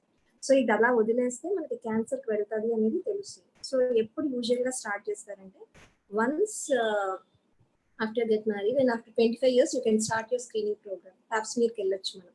అండ్ ఎప్పటి వరకు చేయాలి అంటే it's essential up to 55 to 60 years వరకు చేసుకోవచ్చు మనం ఈ సర్వికల్ ఓకే. స్క్రీనింగ్. దాంట్లో మనకి ఏంటంటే ముందుగానే ఎన్ని అబ్నార్మల్ సెల్స్ ఉన్నాయా, ఇవి ఇలా వదిలేస్తే మనకి ఏమైనా క్యాన్సర్ కింద మారుతాయా అనేది తెలుస్తుంది. అది ఒకటి సర్వికల్ స్క్రీనింగ్. అది వన్స్ ఇన్ 3 years చేసుకుంటాం మనం. యాక్చువల్ గా అన్ని కంట్రీస్ లో, మిగిలిన యూరోపియన్ కంట్రీస్ లో ఎలా ఉంటుందంటే they have a screening programme. మనకి గవర్నమెంట్ పంపిస్తుంది invitation, you are due for your pap smear, so come and get your test done అని. మనకి అలాంటి స్పెసిఫిక్ స్క్రీనింగ్ ప్రోగ్రామ్స్ ఏం లేవు కాబట్టి it's our Yes. Responsibility to go and get it done. ఎందుకంటే మనం తెలుసుకోవాలి. And Yes. ఏంటంటే ఇప్పుడు పిల్లలకు కూడా you have a vaccine, cervical cancer రాకుండా you have vaccines. So Yeah. వాళ్ళకి కూడా before they get expose to some sexual intercourse they can start with this cervical vaccine programmes కూడా వాళ్ళు వెళ్ళొచ్చు పిల్లలు. So Okay. సర్వికల్ యూజువల్ గా ఎలా ఉంటాయి సిమ్టమ్స్ అంటే చాలా మంది వస్తారండి. అగైన్ ఈ సర్వికల్ క్యాన్సర్ పేషెంట్స్ ఎలా వస్తారంటే అది బాగా బియాండ్ అంటే కొన్ని స్టేజెస్ దాటిపోయి మనం ఏం చేయలేని స్టేజెస్ లో వస్తారు. Maybe Okay. Because of lack of social awareness అయి ఉండొచ్చు, వాళ్ళకి Yes. తెలియదు ఎడ్యుకేషన్ అవన్నీ కూడా దాని వల్ల కూడా అయి ఉండొచ్చు. మోస్ట్లీ ఎలా ఉంటాయంటే కామన్ సిమ్టమ్స్ రెండు సస్పెక్ట్ సర్వికల్ క్యాన్సర్ అంటే ఇట్ క్యాన్ బి మెనోపాజ్ వచ్చేసింది, మెనోపాజ్ వచ్చిన తర్వాత, మెనోపాజ్ అంటే 1 year కంటిన్యూస్ గా you don't have your periods Yeah. But suddenly you start bleeding, that is called post menopausal bleeding. అది దానికి కాజ్ కూడా ఒకటి సర్వికల్ క్యాన్సర్. సో సడన్ గా Okay. You start bleeding, menopause వచ్చిన తర్వాత 1 year తర్వాత యూ సడన్లీ స్టార్ట్ బ్లీడింగ్, అదొకటి. లేకపోతే వాళ్ళు ఒక్కొక్కసారి బ్యాడ్ అఫెన్సివ్ స్మెల్ డిశ్చార్జ్ తో వస్తారు, అదొకటి. లేదంటే ఇంటర్ కోర్స్ తర్వాత బ్లీడింగ్ అవుతూ ఉంటుంది కొంతమందికి, that is called post coital bleeding. So Okay. అలాంటి కేసెస్ లో you investigate for cervical cancer. Cervical cancer ఏం చేస్తారంటే అప్పుడు యూ టేక్ అ బయోప్సీ, దాన్ని ఎగ్జామినేషన్ పంపించుకొని you will assess the stage of the cancer. అది Okay. About the cervical cancer.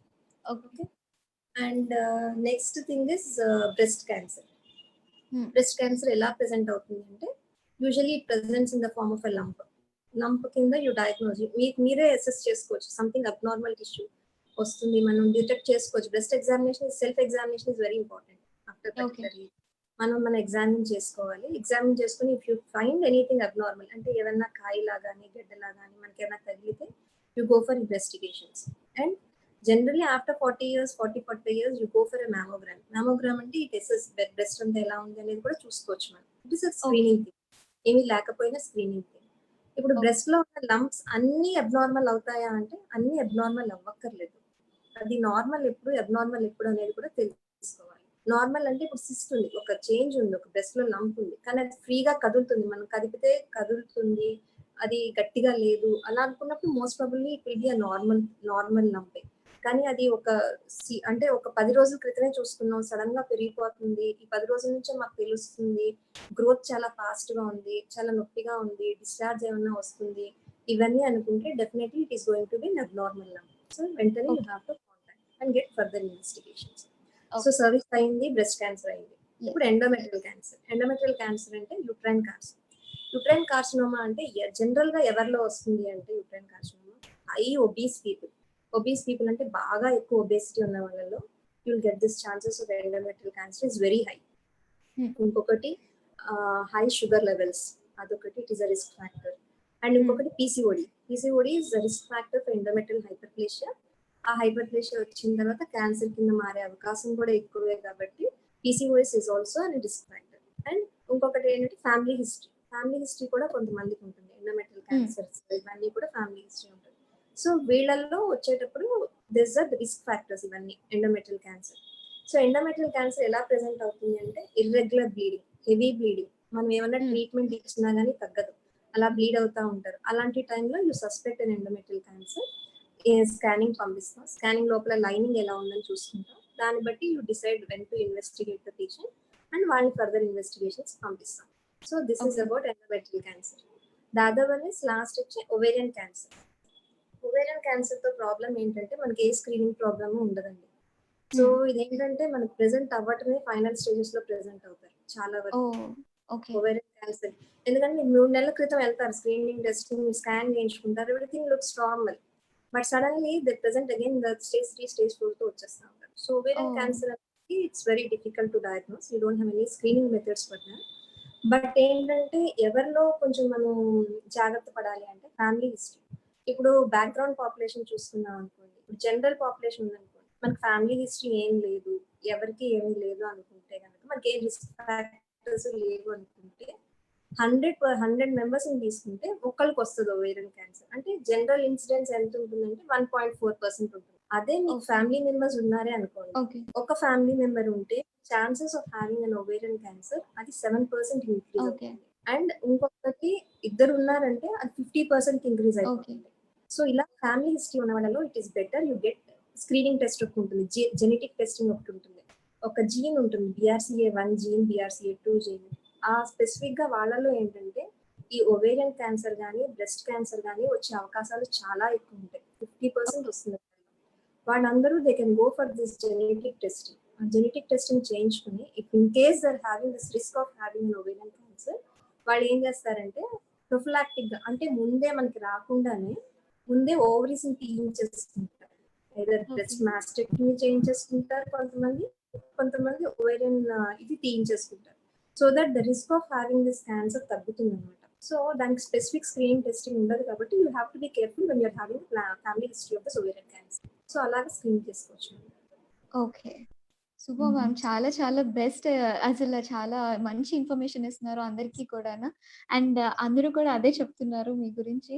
And yes, Dhanuradha garu being a doctor she is one among of rare people who always suggesting to go for natural remedies rather than directing to use medications. And yes, Surekha garu అడిగారు about thyroid problem. Tell us about thyroid problem also అని చెప్పి అడుగుతున్నారు. Thyroid గురించి చెప్పండి. Yeah బేసిక్‌గా only about thyroid కాకుండా how is thyroid related to your reproduction అంటే మన హార్మోన్స్‌కి థైరాయిడ్‌కి ఏంటి సంబంధం అనేది మనం తెలుసుకుంటే సరే. ఓకే. సో థైరాయిడ్ అనేసి ఇట్స్ ఆన్ గ్లాండ్. మనకి ఇక్కడ మెడ దగ్గర ఉంటుంది థైరాయిడ్ గ్లాండ్. యాహ్! ఆ థైరాయిడ్ గ్లాండ్ ఫంక్షన్ ఏంటంటే it's very very important for all the basic metabolism of our body. అంటే మన బాడీలో ఏ ప్రాసెస్ జరిగినా మనకి థైరాయిడ్ ఫంక్షన్ అనేది చాలా important. Okay. So thyroid hypothyroidism అన్నా గానీ, హైపర్ థైరాయిడిజం గానీ ఏ రెండు హైపో అంటే తక్కువ ఉంటుంది. థైరాయిడ్ ఫంక్షన్ తక్కువ ఉంటుంది. ఓకే. హైపర్ అంటే ఎక్కువ ఉంటుంది థైరాయిడ్ ఫంక్షన్. సో ఏ ఓకే. రకంగా ఉన్నా గానీ it is going to it is going to alter the basic metabolism of our body. So ఒకసారి మనం నార్మల్ నుంచి డీవియేట్ అయిందనుకోండి, సరిగ్గా ఫంక్షన్ చేయట్లేదు అంటే ఆ హార్మోన్స్ అన్నిటి మీద దాని ఎఫెక్ట్ ఉంటుంది. సో ఈ థైరాయిడ్ ప్రాబ్లమ్ వల్ల ఏమవుతుందంటే యూ విల్ హ్యావ్ ఎక్సెస్ అంటే ఇర్రెగ్యులర్ బ్లీడింగ్ ఉంటుంది. అండ్ సమ్‌టైమ్స్ మన బాడీ బేసిక్ మెటబాలిజం తగ్గిపోతుంది. అంటే యాక్టివ్‌గా ఉండదు బాడీ. యాక్టివ్‌గా ఉండదు కాబట్టి ఆటోమేటిక్‌గా వెయిట్ గెయిన్ ఉంటుంది. సో ఇవన్నీ ఆల్టర్ చేసేస్తాయి కాబట్టి you will have a lot of problems like లేజీగా ఉండటం. హైపో ఉంటే గనక లేజీగా ఉంటాము. ఏ పని చేయాలనిపించదు. And you'll have a basic alteration in your reproductive hormones. దానివల్ల పీరియడ్స్ ఇర్రెగ్యులారిటీ వస్తుంది. ఒక్కొక్కసారి ఎక్సెసివ్ బ్లీడింగ్ ఉంటుంది. So these are all the problems with thyroid. So థైరాయిడ్‌కి జనరల్‌గా డైట్ ఏంటంటే ఐడిన్ కంటైనింగ్ ఫుడ్స్ తీసుకోమంటారు. ఎందుకంటే ఐడిన్ అబ్సార్ప్షన్ ఉంటేనే మనకి లోపల థైరాయిడ్ అనే హార్మోన్ తయారవుతా ఉంటుంది. అండ్ హ్మ్. ఐడిన్ కొన్ని ఫుడ్స్ తీసుకోవడం వల్ల లైక్ ఇప్పుడు గ్రౌండ్ నట్స్, పీనట్స్ ఉన్నాయనుకోండి. హ్మ్. పీనట్స్ లేకపోతే క్యాబేజ్ ఫ్యామిలీ ఇలాంటివన్నీ ఐడిన్ అబ్సార్ప్షన్ తగ్గిస్తాయి. So okay. థైరాయిడ్ ఉన్నప్పుడు బేసిక్‌గా ఇలాంటి డైట్‌ని అవాయిడ్ చేయొచ్చు. కాకపోతే ఒక్కొక్కసారి ఏంటంటే మనం కుక్ చేసుకుంటాం. అంటే రాగా తినకుండా కుక్ చేసుకుంటే గనుక ఈ క్యాబేజ్, కాలీఫ్లవర్ ఇలాంటివన్నిటిని దే వోంట్ ఎఫెక్ట్ దిస్. కాకపోతే ఐడిన్ ఫుడ్ ఉన్నవి తీసుకుంటే ఐడిన్ సాల్ట్ ఉన్నవి అలాంటివన్నీ తీసుకుంటే it will basically help your thyroid function to come back to normal. Okay. Hmm. So, అంటే ఈ థైరాయిడ్ ప్రాబ్లమ్స్ చాలా మందికి ఉంటున్నాయన్నమాట. ఈవెన్ అంటే చాలా మంది ఏంటంటే ఎక్కువుంటే అంటే సన్నంగా అయ్యేది, లావయ్యేది కూడా థైరాయిడ్ నుంచి హ్మ్. తెలుస్తుంది కదా! సో, హ్మ్. ఎలాంటి టైప్స్ అంటే ఎలాంటి పొజిషన్స్‌లో చాలా మంది బాగా సన్నబడిపోతూ ఉంటారు. లేకపోతే బాగా లావైపోతూ ఉంటారు. సో, అది ఎక్కువ ఉన్నప్పుడా? లేకపోతే తక్కువ ఉన్నప్పుడు అలా జరుగుతూ ఉంటుందా? తక్కువ అంటే హైపోథైరాయిడిజం ఉన్నప్పుడు బాగా లావుగా అయిపోతారు. ఎందుకంటే బేసిక్‌గా నీ బాడీ మెటబాలిజం అంతా తగ్గిపోతుంది. సో ఏంటంటే ఓకే. దానివల్ల మెటబాలిజం ఎప్పుడైతే తగ్గిపోతుందో అంటే మన లైఫ్ స్టైల్ మారుతుంది, యాక్టివ్‌నెస్ తగ్గిపోతుంది. సో ఆటోమేటిక్‌గా ఫ్యాట్ డిపాజిషన్ ఇవన్నీ పెరిగిపోయి బేసిక్‌గా లావు అవుతారు. అదే హైపర్ ఉంటే గనక అది హైపర్ అంటే ఎక్కువగా ఉంది. దాని ఫంక్షన్ ఎక్కువగా ఉంది. Hyper gland functioning. సో దానివల్ల సన్నగా అయిపోతారు. ఒకలాంటి కళ్ళు మీకు తెలిసిపోతాది. కళ్ళంతా బయటకొచ్చేస్తున్నట్టు ఉంటాయి. ఇది ఓకే. ఐబాల్స్ అంతా. ఒకలాంటి ఓకే. అపియరెన్స్ తెలుస్తుంది వాళ్ళలో. వాళ్ళ బాడీ టెంపరేచర్ పెరుగుతా ఉంటుంది. And yes. ట్రిమ్మర్స్ అంటే ఆటోమేటిక్‌గా మీ చేతులు ముందు పెట్టి చూసుకున్నారనుకోండి, చేతులంతా వణుకుతా ఉంటాయి. సో హ్మ్. దాన్ని ట్రిమ్మర్స్ అంటారు. So that is hyper thyroidism. Okay. So, బాగా సన్నంగా అయిపోతే అది హైపో. హ్మ్. హైపర్. ఓహ్! హైపర్. ఓకే. హ్మ్. నైస్. ఓకే. ఎనీవేస్ అది ప్రెగ్నెన్సీకి ఏమైనా ప్రాబ్లమ్ ఉంటుందా? ప్రెగ్నెన్సీ కంటే ఇప్పుడు హైపోథైరాయిడిజం వీళ్ళలో ఏంటంటే ప్రెగ్నెన్సీ రావటానికి కూడా కొంచెం ప్రాబ్లమ్ ఉంటుంది. ఎందుకంటే ఎప్పుడైతే హైపోథైరాయిడిజం ఉన్నప్పుడు ప్రెగ్నెన్సీ వస్తుందో, హైపోథైరాయిడిజం వచ్చినప్పుడు మనకి ఈ బేసిక్ సైకిల్ రెగ్యులారిటీ ఇవన్నీ కూడా తగ్గుతా ఉంటాయి. సో, హ్మ్. ఒక్కొక్కసారి ప్రెగ్నెన్సీ రావటం కూడా కష్టంగా ఉంటుంది. హ్మ్. ఒకవేళ ప్రెగ్నెన్సీ వచ్చినప్పుడు కూడా మిస్‌క్యారేజెస్ ఛాన్సెస్ ఇవన్నీ కూడా ఉంటాయి. బట్ వెన్ యూర్ తర్వాత మనకి ఫస్ట్‌లో తెలియలేదు. ప్రెగ్నెన్సీ వచ్చింది. You don't know that you're a hypothyroid patient. మనం సప్లిమెంట్ చేసుకోవట్లేదు అనుకుంటే డెఫినిట్‌గా బేబీ బ్రెయిన్ డెవలప్‌మెంట్‌ని ఎఫెక్ట్ చేస్తుంది. So, okay. Baby brain development ఇవన్నీ కూడా మారిపోతా ఉంటాయి. బేబీకి కూడా ప్రాబ్లమ్స్ ఉంటాయి. సో, ఫస్ట్ నుంచి మనం తెలుసుకొని సప్లిమెంట్ చేసుకున్నాం అనుకోండి. థైరాయిడ్ ప్రాబ్లమ్స్ ఉన్నవాళ్ళు సప్లిమెంట్స్ తీసుకుంటే it may not effect the baby. Okay. Okay. So, okay. And yeah! So, what is the diet plan for అంటే ఇప్పుడు బేబీని క్యారీ చేస్తూ ఉంటారు కదా! సో, ప్రెగ్నెంట్ లేడీస్ చాలా మంది ఉంటారు. సో, బేబీని క్యారీ చేస్తూ ఉంటారు. వాళ్ళకి ఎలాంటి జనరల్ డైట్స్ ఎలాంటివి ఫాలో అవ్వాలి? ఏం తినొచ్చు? ఏం తినకూడదు?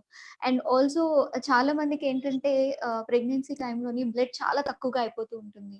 సో, అంటే బ్లడ్ లెవెల్స్ చాలా తక్కువ పడిపోవడం, లేకపోతే సమ్ అదర్ ఇష్యూస్ లైక్ ఆహ్, మనకి లైక్ లోపల వూండ్ అన్నది కొంచెం చాలా థిన్‌గా ఉండడం. లైక్ ఏదైతే లోపల మనకి స్కిన్ అది బయటగా ఉంటుందో అది చాలా థిన్‌గా ఉండడం. నాకు అంటే ఎగ్జాక్ట్‌గా తెలియదు. దాన్నేమంటారో? Stretch yeah! So, okay. అలాంటి ప్రాబ్లమ్స్ ఉన్న వాళ్ళకి ఏంటి ద బెస్ట్ డైట్ ఏంటి? అలాంటి వాళ్ళు ఏం చేయొచ్చు? యాక్చువల్‌గా ప్రెగ్నెన్సీలో ఎనీమియా రాదండి. ముందు నుంచి వాళ్ళకి ఎనీమిక్ అంటే వాళ్ళు ఎనీమిక్‌గా ఉంటారు. చాలా మంది పిల్లలు ఇప్పుడు లోకల్ ఏరియాస్, రూరల్ ఏరియాస్‌లో చూసుకున్నాం అనుకోండి. You never see their haemoglobin levels beyond 9. ఎందుకంటే చాలా రేర్‌గా చూస్తాం. When you have certain criteria around 12 అనేది ఉండాలి. నార్మల్ ప్రెగ్నెన్సీ స్టార్టింగ్ అప్పుడు 12 అనేది ఉండాలి.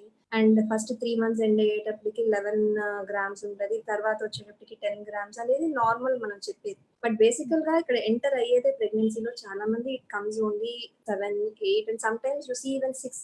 సో వీళ్ళలో ఏంటంటే only iron is not required for anaemia. Anaemia అంటే 3 factors either iron deficiency anaemia అవ్వచ్చు, ఫోలిక్ యాసిడ్ రిలేటెడ్ అనీమియా అవ్వచ్చు, అండ్ హ్మ్. బి12 డెఫిషియన్సీ వల్ల అనీమియా అవ్వచ్చు. సో మనం అన్నీ కలిపి చూసుకొని మనం బేసిక్‌గా ఏంటంటే వాళ్ళకి ఎడ్యుకేట్ చేయాలి. ఏది తినాలి, ఏది కాదు అని. వాళ్ళేంటంటే చాలా మంది first 3 months it's very difficult diet తీసుకోవటం, ఐరన్ సప్లిమెంట్స్ తీసుకోవడం అనేది చాలా డిఫికల్ట్‌గా ఉంటుంది. సో హ్మ్. వాళ్ళలో ఏంటంటే జనరల్‌గా అడిక్వేట్ డైట్ తీసుకొని వాళ్ళకి ఏది నచ్చితే అది తీసుకొని వామిటింగ్ సబ్సైడ్ అయ్యాక they have to come back to the diet like iron rich foods. ఎవరు ఆకుకూరలనేవి జనరల్‌గా చాలా మంది తీసుకోరండి. సో అవును. ప్రిఫరబుల్ ఫస్ట్ థింగ్ ఈస్ వాళ్ళ ఆకుకూరలు అంటే ఎక్కడెక్కడో తెచ్చి తీసుకొని తినమనక్కర్లా. వాళ్ళకి హ్మ్. దగ్గరలో దొరికే ఆకుకూరలు లైక్ చుక్కకూర గాని, పాలకూర గాని, మెంతికూర గాని, తర్వాత బచ్చల కూర గాని, ఇవన్నీ చాలా ఎక్కువుంటాయి ఐరన్ కంటెంట్ వాటిల్లో. సో, హ్మ్. అవి తీసుకోవచ్చు. ఆ తర్వాత ఏంటంటే నాన్ వెజ్ ఫుడ్స్‌లో ఉండే ఐరన్ మనకు తొందరగా అబ్జర్వ్ అవుతుంది. When hmm. Compare to vegetarian foods. Iron ఫుడ్స్‌లో ఏంటంటే ఇప్పుడు చికెన్ గాని, చికెన్ లివర్ గాని ఇలాంటి వాటిలో మనం ఎక్కువ ఐరన్ ఫుడ్స్ తీసుకున్నాం అనుకోండి. మనకి ఈ ఫుడ్స్ తీసుకున్నప్పుడు ఐరన్ తొందరగా వెళ్తుంది బాడీలో. అండ్ హ్మ్. ఇంకొకటి ఏంటంటే మనం ఐరన్ తీసుకునేటప్పుడు when you're taking any caffeine supplements గాని, టీలు గాని ఇలాంటివన్నీ ఎక్కువ తీసుకున్నాం అనుకోండి.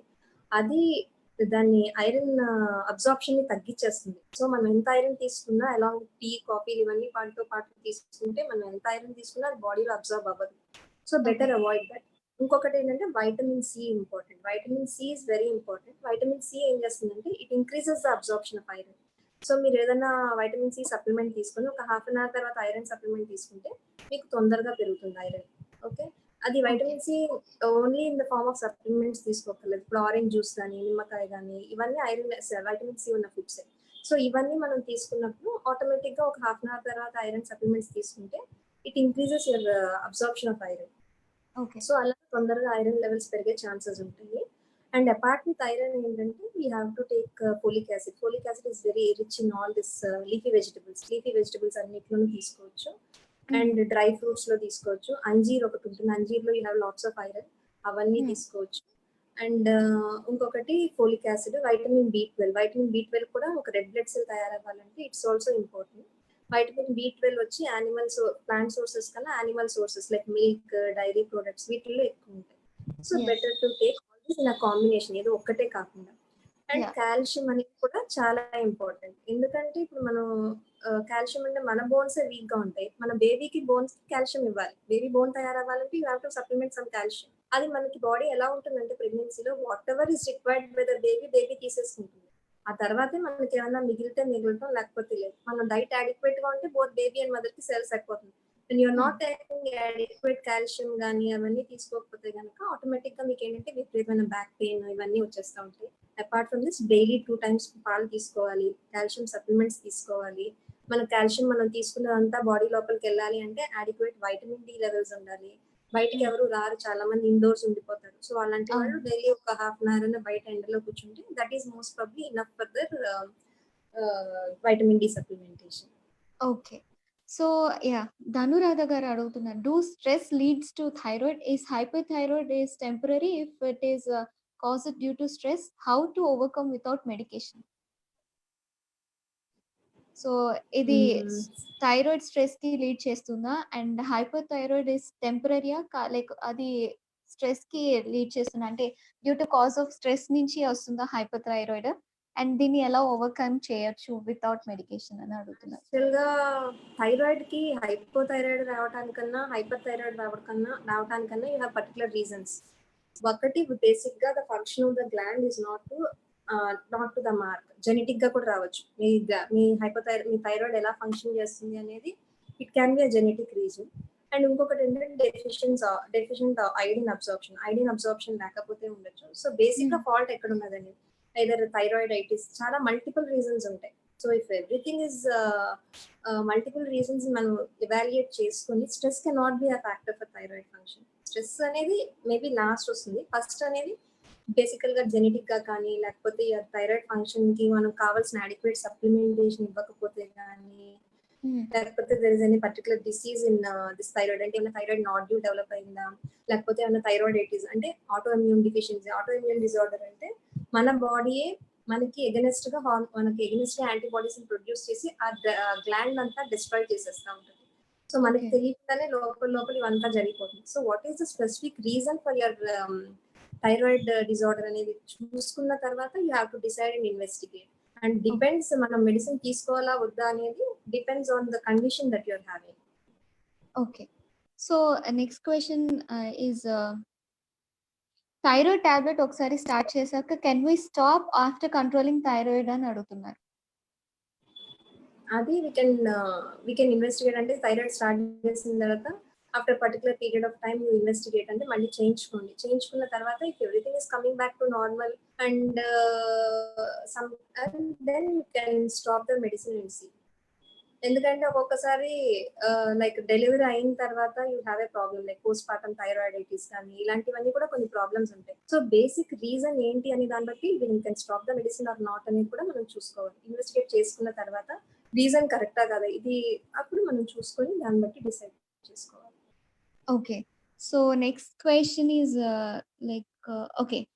బ్రెస్ట్ పెయిన్ బిఫోర్ పీరియడ్స్ వచ్చి పీరియడ్స్ ఆఫ్టర్ తగ్గిపోతే పర్వాలేదా? Or we have to visit doctor అని అడుగుతున్నారు. అంటే లైక్ బ్రెస్ట్ టెండర్‌నెస్ అన్నది.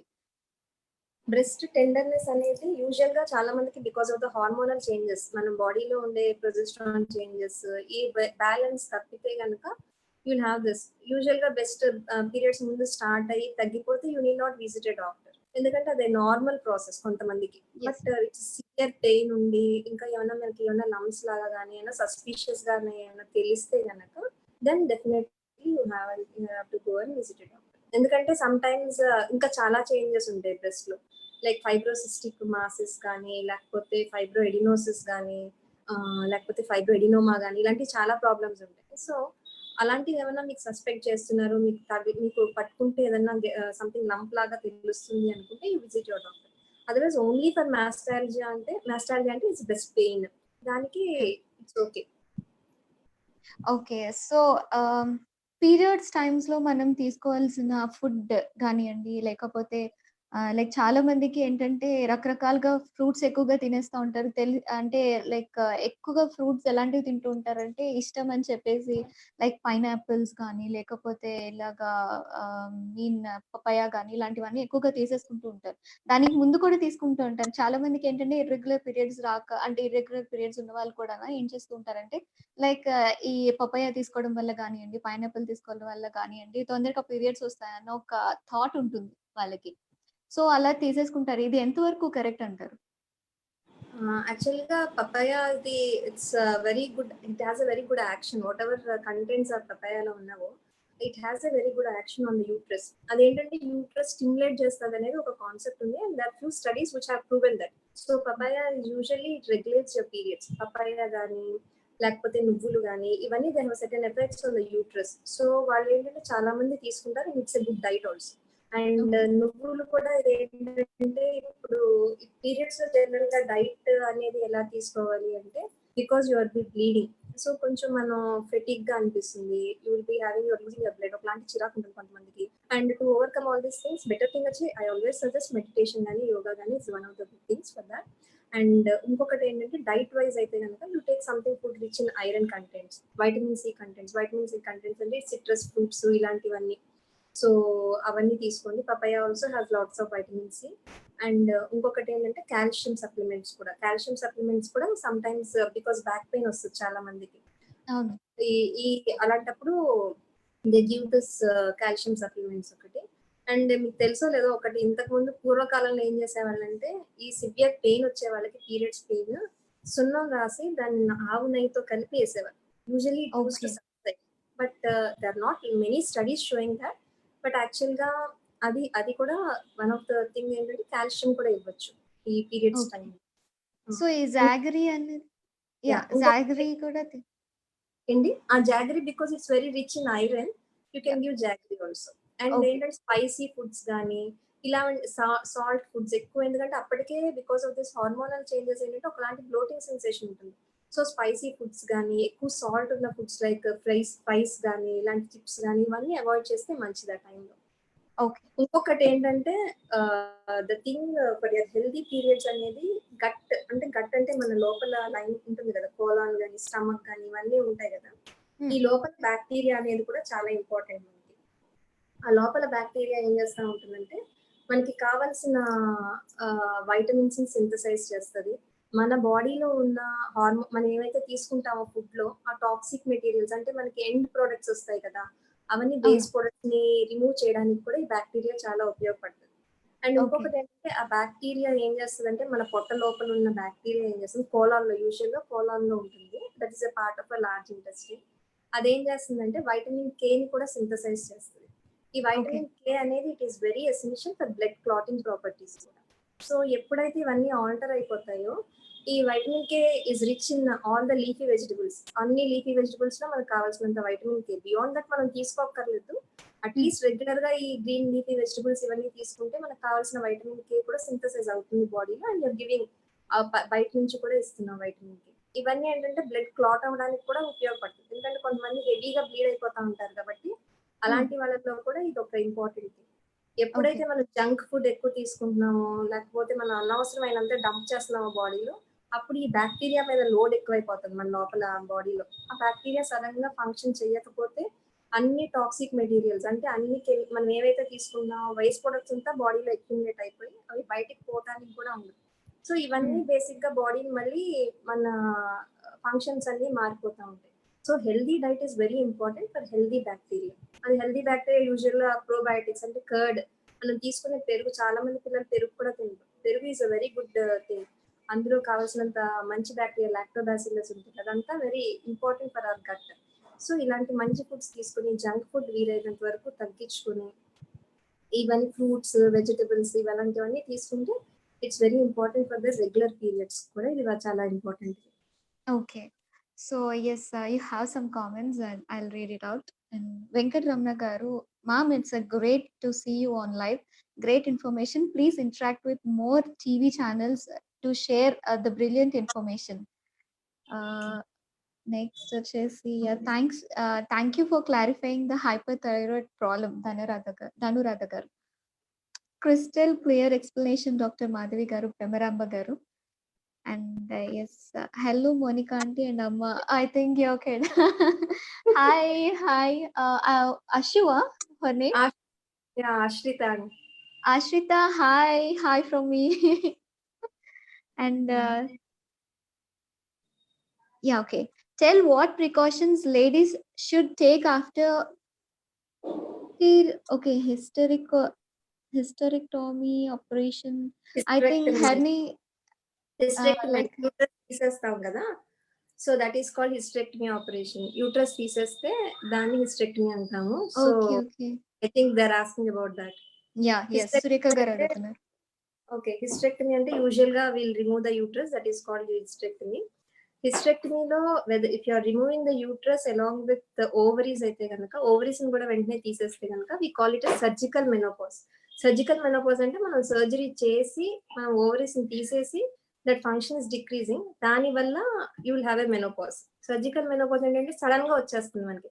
సో సిమ్టమ్స్ చాలా ఎక్కువ ఉంటాయి ఇలాంటప్పుడు, ఎందుకంటే నార్మల్ పీరియడ్స్ లో వచ్చేటప్పుడు గ్రాడ్యువల్ గా ట్రాన్సిషన్ అవుతుంది. అంటే ఒక పెరిమెనోపాజ్ వచ్చి దాని తర్వాత your body gets accustomed to that and then you get menopause. But ఇక్కడ సర్జికల్ మెనోపాజ్ చేస్తే డిపెండ్స్, యూట్రస్ తో పాటు ఓవరీస్ తీసేసారా లేదా, లేకపోతే your ovaries are functioning and only uterus తీసేసారా లేదా అనేది చూసుకోవాలి. So if your ovaries are also remove, that is called surgical menopause. అది గ్రాడ్యువల్ గా కాకుండా ఒక్కసారి అబ్రప్ట్ గా వస్తాయి కాబట్టి కొంచెం సిమ్టమ్స్ ఎక్కువ ఉండే ఛాన్సెస్ ఉంటాయి. So you get prepared, the patient ముందే ప్రిపేర్ చేయాలి. So these are symptoms you are going to face. Sudden గా నీకు స్వెట్టింగ్ వస్తుంది, బాడీ అంతా పొగలు వచ్చేస్తున్నట్టు ఉంటాయి. So you have to gradually back pain వస్తుంది అండ్ సడన్ గా వీక్నెస్ అనిపిస్తుంది. ఇవన్నీ ముందే ఎడ్యుకేట్ చేసుకోవాలి మనం patient. And you have to give them some supplementation so that that have an idea. లేదంటే వాడికి ఏంటంటే ఒకసారి ఇదేదో ఆపరేషన్ అయిందా దాని దగ్గర నుంచి నేను ఇలా అయిపోతున్నాననే ఒక కాన్సెప్ట్ ఉంటుంది వాళ్ళలో. సో ముందే ఎడ్యుకేట్ చేసుకుని మనం సప్లిమెంట్స్ అవి ఇస్తే it will be better for them. Okay. So, and thank you so much, ma'am. It's a great live. నాకు తెలిసి చాలా మందికి చాలా రకాలుగా చాలా ఇది యూస్ఫుల్ ఇన్ఫర్మేషన్. ఎందుకంటే చాలా మందికి ఏంటంటే తెలుసుకోవడం కంటే కూడానా వీళ్ళకి భయాలతో ఏంటంటే డాక్టర్ దగ్గరికి వెళ్ళడం అనేసి వీటి గురించి తెలుసుకోకూడదు. తెలుసుకుంటే మనం ఇంకా భయపడాల్సి వస్తుందని కొన్ని పానిక్ సిట్యుయేషన్స్ మనం ఎదుర్కోవాలి. సో ఇలాగే ఉండిపోతే బెటర్. ఏదైతే అది జరిగిందని చాలా మంది అనుకుంటారు. కానీ ఇన్ఫర్మేషన్ గురించి ఎవరు తెలుసుకోరు. ఏంటి వాట్ ఈస్ వాట్ మనం మన ఏజ్ పెరుగుతున్న కొద్దీ ఎలాంటి ప్రాబ్లమ్స్ మనలో వస్తూ ఉంటాయి అండ్ వాటిని మనం ఎలాగ ఓవర్‌కమ్ చేయాలన్న విషయాల గురించి ఎవరు పట్టించుకోవడం మానేశారు. ఇప్పుడైతే వాళ్ళ బిజీ లైఫ్స్‌లో వాళ్ళు ఉంటున్నారు తప్ప ఇవి ఏ విషయాల గురించి పట్టించుకోవట్లేదు. హోప్ మీరు చెప్పిందంతా కూడా వాళ్ళు అర్థం చేసుకొని ఇక మీదటి నుంచి వాళ్ళ లైఫ్ స్టైల్‌ని మార్చుకుంటారని నేను మనస్ఫూర్తిగా కోరుకుంటున్నాను. And also the very best examples ఇచ్చారు. న్యూట్రిషన్ డైట్ గురించి చెప్పారు. ఎవరు ఎలా ఉంటే కరెక్ట్‌గా ఉంటుంది అన్నది అన్ని విషయాలు మీరు చాలా చక్కగా అందరికి వివరించి చెప్పారు. Thank you so much ma'am for coming to my life. And ఇంత మంచి ఇన్ఫర్మేషన్ షేర్ చేసినందుకు చాలా థాంక్స్. అండ్ వ్యూవర్స్ కి కూడా మీరు ఏదైనా మెసేజ్ ఇవ్వాలనుకుంటే ఒక్క మెసేజ్ ఇవ్వండి. వ్యూవర్స్ కి మెసేజ్ ఏంటంటే, చాలా మంది అదే మీరు చెప్పిందే నేను చెప్పాలనుకున్నాను. ఎందుకంటే చాలా మంది లాస్ట్ స్టేజ్ వచ్చే వరకు they don't concentrate on themselves. మనం బాగుంటేనే మన ఫ్యామిలీ బాగుంటది. So better focus on your health. ఎందుకంటే డైలీ మీరు హాస్పిటల్ కి రావక్కర్లా. At least when there is some opportunities. ఎందుకంటే ఇప్పుడు ప్రతి హాస్పిటల్లో you have a master health checkup అనేది ఉంది. So everything will be investigated and that. At least whenever you have time, focus on your health. ఎందుకంటే మనం బాగుంటే the whole family will be good. So focus, ignore చేయొద్దు. ఏ symptoms వచ్చినా ignore చేయొద్దు. So better go and focus on your health at least once in a while and take care of your health. అది important. ఎందుకంటే అన్ని దాటిపోయి మనం చేయాల్సింది ఏం లేదు. And I thank also Surekha for this suggesting me. Oh! Thank you. అసలు నేను చాలా చాలా థాంక్ యూ చెప్పాలి. యాక్చువల్లీ నాకు కామెంట్ పెట్టారు ఇందులో. "Awesome Monica, you are really doing good interviewing. Keep it up" అని పెట్టారు. బట్ థాంక్స్ నేను చెప్పాలి. సురేఖ గారు ఇంత మంచి ఆపర్చునిటీ నాకు ఇచ్చారు. ఈమెతో నేను అంటే ఇంటర్వ్యూ చేసే నాకు ఒక భాగ్యాన్ని కల్పించారని నేను అనుకుంటున్నాను. ఎందుకంటే నాకు కూడా చాలా వరకు తెలియదు. సో, మేడం చెప్పిన వాటిని నేను చాలా వరకు చాలా జాగ్రత్తగా పాటించాలని నేను కూడా కోరుకుంటున్నా. ఈ రోజు నుంచి నేను కూడా ఆ డైట్‌ని ఫాలో అవుతా. అండ్ ఆల్సో ఏదైనా నేను అందరికి చెప్పడానికి ట్రై చేస్తాను. ఎవరైతే అంటే చాలా మంది పెద్దవాళ్ళు అవ్వనియండి, మా పేరెంట్స్ కానియండి, చాలా మంది తెలియని వాళ్ళుంటారు. మా సిస్టర్స్‌కి గానియండి, నా తర్వాత వచ్చిన వాళ్ళందరికీ ఈ విషయాలన్నీ నేను షేర్ చేసుకోవడానికి అట్‌లీస్ట్ నాకొక అవకాశం దక్కింది. సో, ఈ వీడియోని అందరికి నేను ఫార్వర్డ్ చేస్తాను ఖచ్చితంగా కూడా. వాళ్ళు కూడా తెలుసుకుంటారు. And thank you very much ma'am. That's a very నిజంగా చెప్పాలంటే నాకు I don't have words to say all these things అన్నమాట. సో, హ్మ్. మరి మీరు లైవ్‌లోనే ఉండండి. లైవ్ కట్ చేయొద్దు. అండ్ నేను తర్వాత కూడా మాట్లాడతాను. సో, నేను వ్యూవర్స్ అందరికి చెప్పేస్తాను. Yes. Here it is viewers మీరందరూ కూడా మీ డౌట్స్‌ని క్లారిఫై చేసుకున్నారని నేను అనుకుంటున్నాను. చాలా మంది అంటే ఈ ప్రాబ్లమ్స్ నుంచి కొంచెం బయటపడే అవకాశం దక్కింది. సో, ఈ ప్రాబ్లమ్స్ అన్నిటి గురించి మనకి ఒక మంచి ఆన్సర్స్ ఇచ్చారు కాబట్టి వీటిల్ని మీరు ఫాలో అవుతారని నేను మనస్ఫూర్తిగా కోరుకుంటున్నాను. అండ్ జాగ్రత్తగా ఉండడం మాత్రం మర్చిపోవద్దు ఎవరు కూడా. ఇప్పుడు ఎండాకాలం అలాగే కూడా మనకి కరోనా కూడా ఉన్నది. బయటికి వెళ్ళేటప్పుడు జాగ్రత్తగా ఉండండి. మాస్కులు ధరించండి. సోషల్ డిస్టెన్సింగ్ పాటించండి. అండ్ ఆల్సో శానిటైజ్ చేసుకోవడం మాత్రం మర్చిపోవద్దు. Drink lots and lots of water please. Okay. So, take care. By by. Stay home and stay safe.